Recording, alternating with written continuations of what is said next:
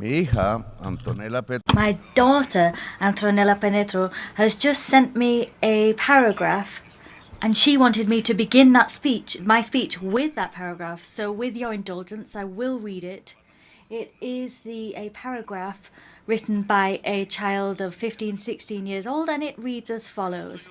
Today I am proud to appear before you as the President of the Heart of the Earth. That is how our indigenous people on the Sierra Nevada defined my beautiful country. Geographically speaking, what they said is logical, and it's logical that we call ourselves the heart of the world. However, if we are the heart, we have to set an example of unity, total peace, and preservation, conservation of nature. If a heart works and beats, that's a great step forward. However, all other parts of the human body are important. If one fails, the rest will follow. As such, from the heart of the earth, we now invite all countries to have their conscience piqued, to stand up and leave aside the greed that is killing human beings and Mother Earth. We invite you all to take a step towards total peace. My daughter is in those paragraphs. Those are her orders. Please take heed. Ladies and gentlemen, presidents of the world, in this very house, the ability of a president to communicate depends on how many dollars he has in his budget. It depends on how many warplanes he has. And ultimately, it depends on the clout that his country has and its ability to destroy humankind. The power of a country in the world is no longer exercised by the type of economic or political system it has or its ideology, but power is wielded according to how much capacity one has to destroy humankind. There is this power of destruction, but who are important are those who really have the power to sustain life. We speak, but we're often not listened to. And sometimes perhaps the only people listening to those of us that want to sustain life are our own peoples. That's why we're not listened to when we speak out for the genocide in Gaza to be detained, even though we do speak for the majority of the world and we represent vast swathes of humankind. However, nevertheless, we're not listened to. A small minority of presidents that are able to stop the bloodshed but they're not listened to. And we're not listened to by the presidents that can destroy humankind. We ask them to swap debt for climate change spending, but we're not listened to. If we ask for war to stop so that we can concentrate on the expeditious transformation of the global economy so that we can save the very human species, we're not listened to either then. The power to destroy life is the power that allows voices to reverberate throughout the United Nations House, and it's that destructive power that gives convening power to representatives. The voice of nations is not heard when we ask humankind to unite to preserve existence. We speak here, but we're not listened to. However, perhaps we're not really speaking any longer to be listened to.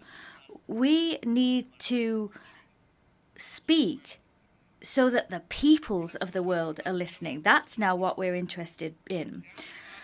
In the last year, 11 million hectares on the Amazon jungle have been burned in only actually 1 month as a result of global warming and climate change. Scientists said that if we were to burn the Amazon rainforest, we would reach a point of no return in climate terms, where human decisions to halt the collapse of the climate would now have no effect whatsoever.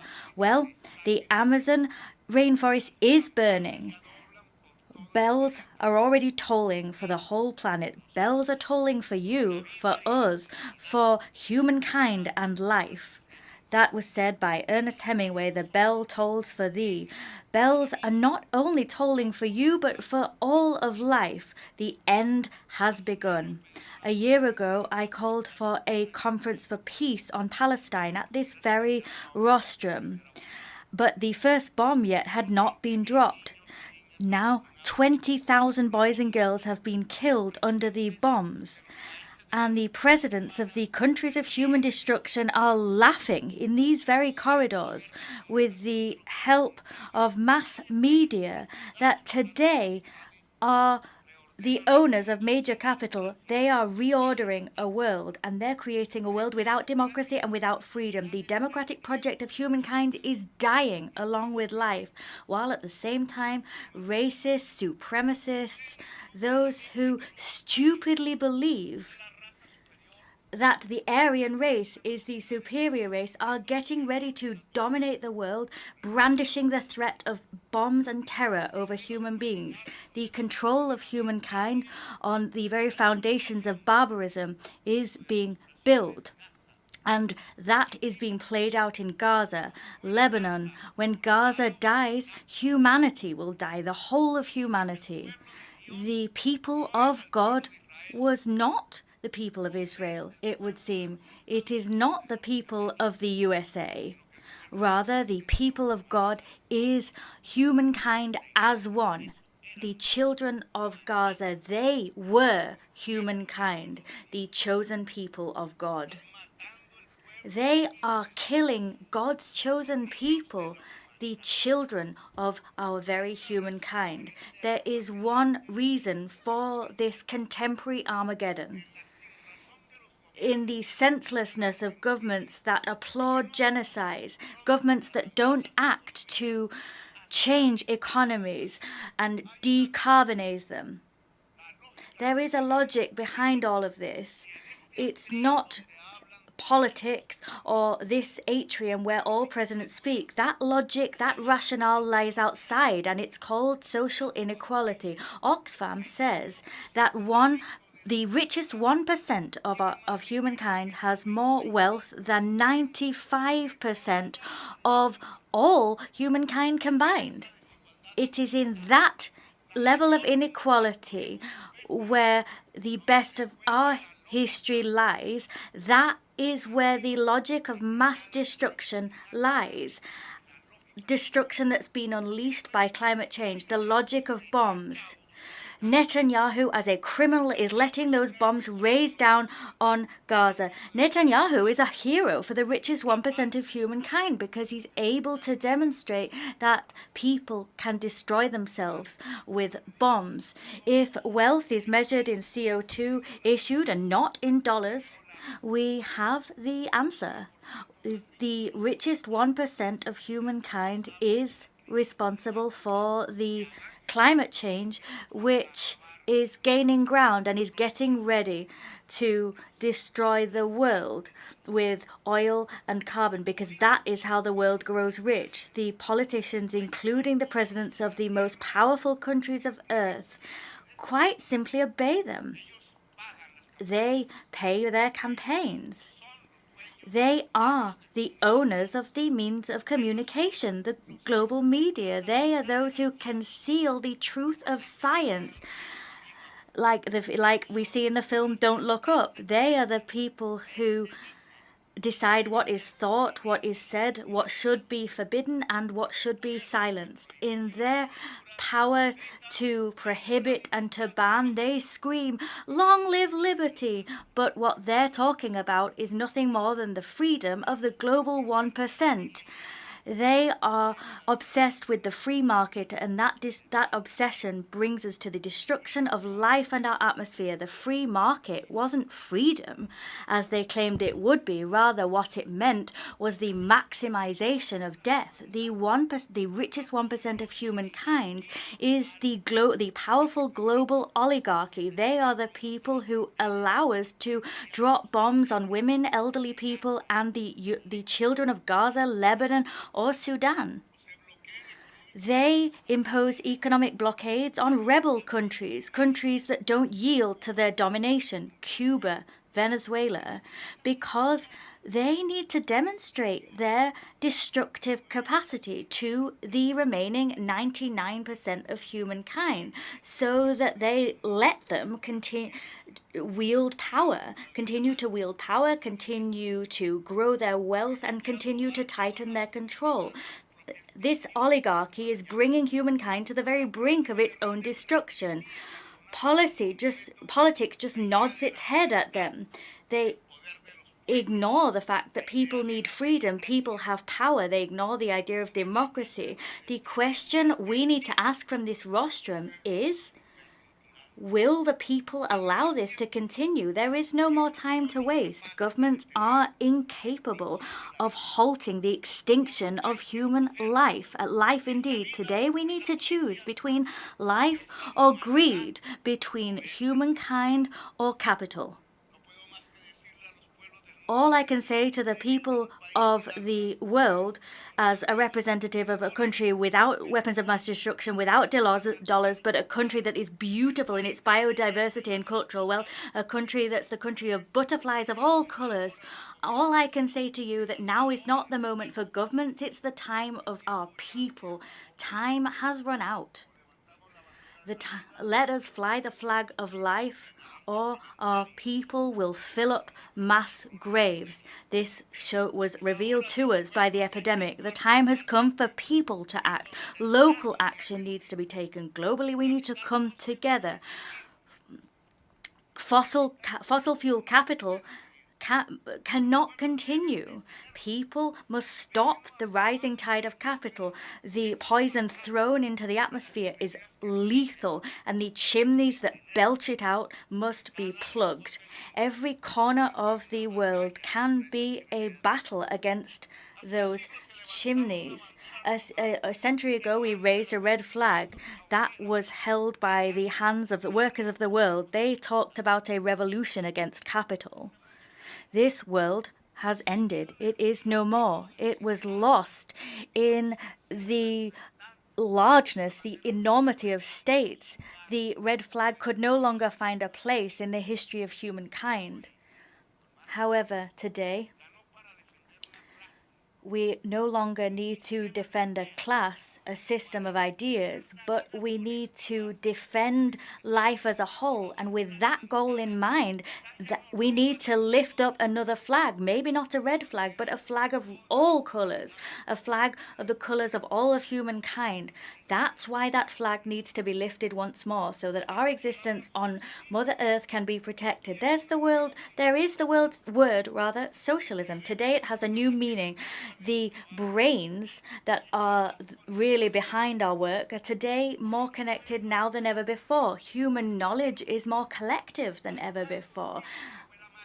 Let us always revive that magic, that thinking that has allowed us to survive. Individuals are weak alone, and they'll end up being taken over by fentanyl and defeat if they act individually. People are strong if they help each other. And this mutual assistance can mean that we can go global. Mutual assistance, collectively building knowledge, humankind as a new political subject, all of that is the basis by which we give new meaning to the word socialism.